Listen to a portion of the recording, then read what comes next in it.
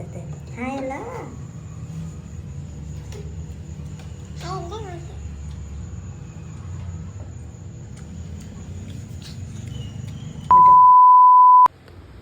Hello साथीभाइहरू सन्चै हुनुहुन्छ होला, सबै आरामै हुनुहुन्छ होला।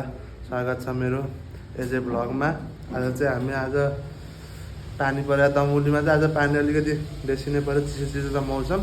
हिजो बेलुका जाल खेलेर ल्याएको थियो अलिअलि माछा, माथि खोलाको लोकल माछा। आज चाहिँ त्यही माछा बनाएर झोल बनाएर ठ्याक्क अलिकति न्यानो न्यानो हुने तरिकाले खाने भनेर आज त्यही तयारी हुँदैछ। आज चाहिँ लोकल माछाको रेसिपी देखाउनुहुन्छ, कसरी पाक्छ कसरी खाइन्छ तपाईँहरूलाई अहिले एकछिनमा देखाउँला। त्यहाँबाट काटकुट यताउति गर्नुपर्ने हुन्छ, एकछिनमा भेटाउनु। चिसो चिसो मौसम छ, माछा चाहिँ खासै धेरै छैन तर छ, यति चाहिँ अलिअलि छ। बामसाम यताउति यो फोगेटा गडौला छ, लसुन खुर्सानी प्याज गोडबेला है, काटकुट यस्तो छ।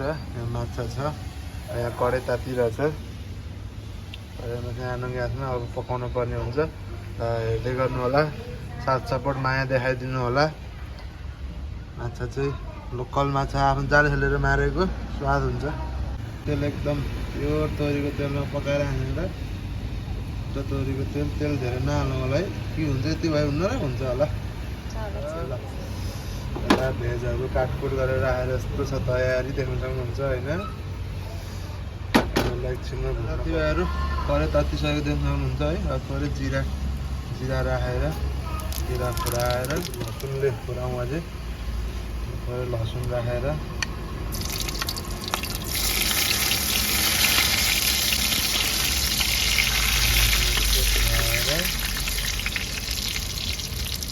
सुके खुर्सानी यसो अर्को तड्का लाउनु पर्ने हुन्छ हामीले। राखेर अब चाहिँ प्याजहरू राखेर हुन्छ। प्याज चाहिँ ग्रेभी अलिक बनाउनु भएपछि प्याज कोही बेला चाहिँ अलिक राख्नुपर्ने हुन्छ कि राखेर एकछिन प्याज हुनुपर्ने हुन्छ मजाले। साथीभाइहरू प्याज चाहिँ यस्तो खसेर यतिको अवस्थामा पुगिसकेको छ। अब चाहिँ यो गोडबेलाहरू राख्नुपर्ने हुन्छ। साथीभाइहरू अहिले चाहिँ गोडबेला यतिको गलिसकेछ।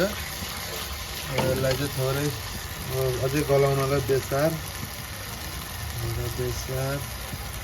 घरको बेसारहरू लाग्छ हुन्छ, बेसार नुन हल्का हालेर अझै गलाउनु पर्ने हुन्छ। अब एकछिन त्यसरी छोपेर पकाइरहेको चाहिँ मसला माछा यहाँ अब जानलाई एकदम रेडी अवस्था छ। भएर अब चाहिँ एकछिन भयो यतिको भइसकेको छ मसला। अब मसला लाग्न थालेको यो पानी जिरा धुलो ट्याक्क किनेर राखेको, यो चाहिँ अदुवा लसुनको पेस्ट भयो। यसलाई एकछिन मजाले अझै यसलाई पनि पाक्न दिनुपर्छ मसला। अचार होला जस्तो भइसक्यो, यस्तो साना थोरै चौलिन पानी राखेर अझै चौलिन पानीले हाल्दै एकछिन अझै मसला भुट्नु पर्ने हुन्छ यसलाई। साथीभाइहरू अब टक्क झोल बामलाई चाहिँ सिङ्गै हाल्ने क्या, लाल सिङ्गै खानुपर्छ चाहिँ सिङ्गै खाने हो।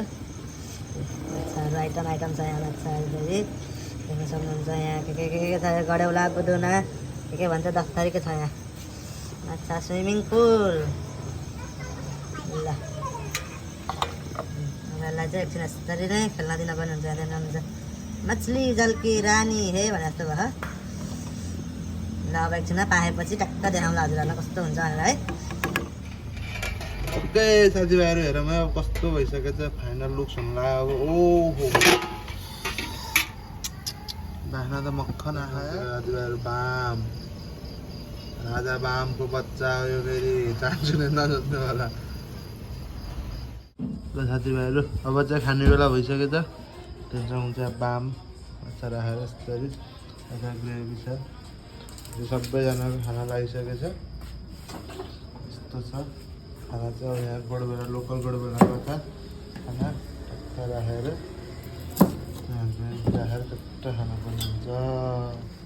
साथीभाइहरू अब चाहिँ हामी सबै बसेर खाने तयारी हुँदैछ। यता छोरी यता बुढी यता छोरो यता छोरी सबैजना बसेर ड्याङ। यो चाहिँ माछा नखाने टोली, 1-2वटा पिस खाने टोली पऱ्यो। त्यो त खाने नखाने माछा अझै छ, त्यहाँ हाल्दै 2-3 अझै खानु पर्छ। त्यसले एउटा मात्रै होइन, परे छैन ल यता चाहिँ झोल मात्रै खाने टोली यता चाहिँ दुध र भात खाने टोली फेरि म यहाँ चाहिँ म चाहिँ यो बाम खाने फिते खाने सबै खाने टोली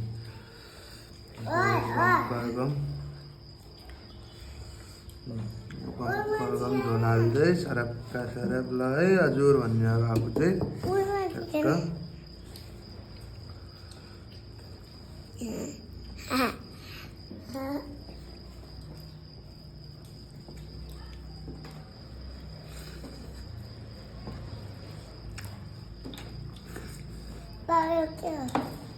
अचार पनि छ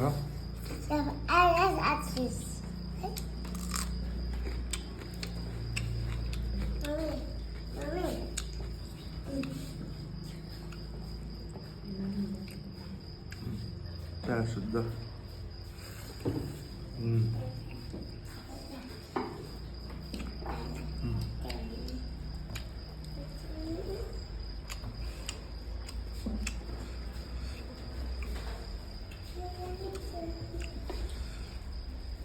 मिठो भयो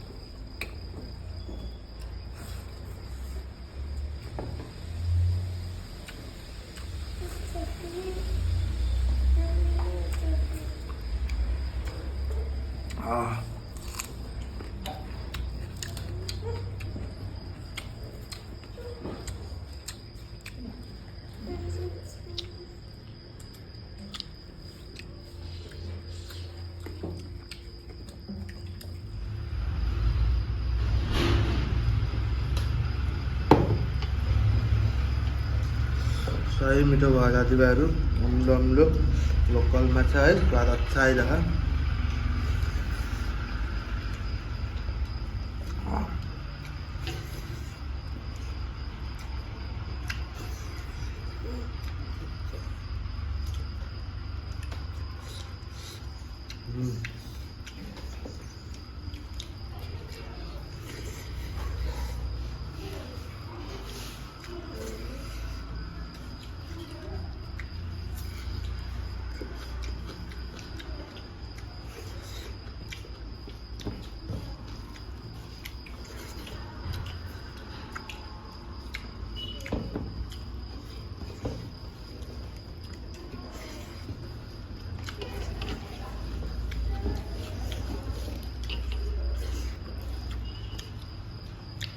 साथीभाइहरू स्वादले आयो बहुत मिठो भयो आफूले दुःख गरेर मारेको माछा भएर खाँदा पनि मिठो भयो मिठो तरिकाले पकाइयो ठिक छ हेर्दै गर्नु होला साथ सपोर्ट गरिदिनु होला लाइक सेयर सब्सक्राइब गरिदिनु होला हस् धन्यवाद लेट्स सी